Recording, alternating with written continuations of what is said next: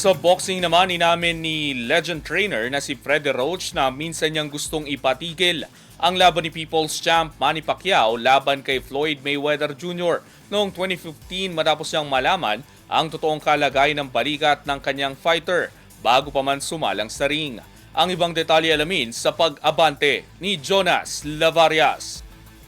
Inamin ng legendary boxing trainer na si Coach Freddie Roach na minsan niya nang gustong ipahinto ang isa sa pinakamalaking laban sa karera ng kanyang alaga na si Manny Pacquiao, ang laban kontra kay Floyd Mayweather Jr. noong 2015. Sa isang panayam sa Youth Inc., ibinunyag ni Roach na gusto niyang kanselahin ang laban matapos niyang malaman ang tunay na kondisyon ni Pacquiao bago pa man ito sumabak sa ring. Ibinunyag niya na hindi niya agad napagtanto kung gaano kalala ang kondisyon ni Pacquiao bago pa man ang laban at hanggang ngayon ay may panghihinayang siya sa naging desisyon. No, I didn't try to stop the fight, but no. But he was hurt. Yeah. Did you try to prevent it? I didn't try to stop the fight until I found out that the injury was that bad.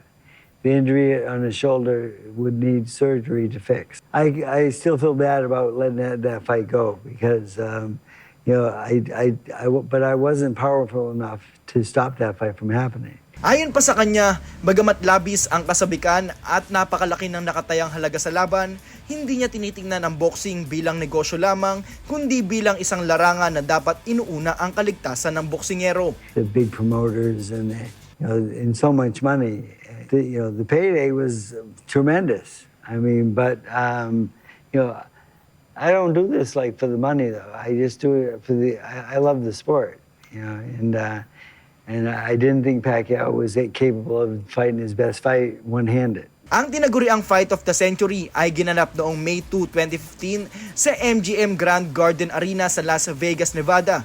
Sa laban na iyon, nagwagi si Floyd Mayweather Jr. sa pamamagitan ng unanimous decision, lahat pabor sa kanya. Bagamat pinag-usapan sa mundo ang naturang sagupaan, hindi nito lubos na natugunan ang inaasahan ng mga tagahanga dahil sa depensibong estilo ni Mayweather at limitadong galaw ni Pacquiao dulot ng injury. Sa kabila ng pagkatalo, nananatiling makasaysayan ang laban na iyon bilang pinakamalaking commercial na laban sa kasaysayan ng boxing na kumita ng higit sa $600 million sa kabuuan, kabilang ang 4.6 million pay-per-view buys na siyang pinakamataas na naitala noong panahong iyon.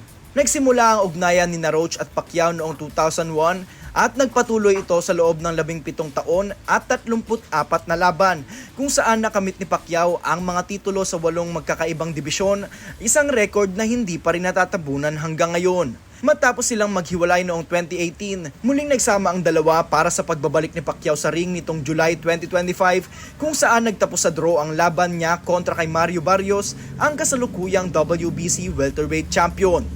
Ako, si Jonas Lavarias, Abante Sports, now na.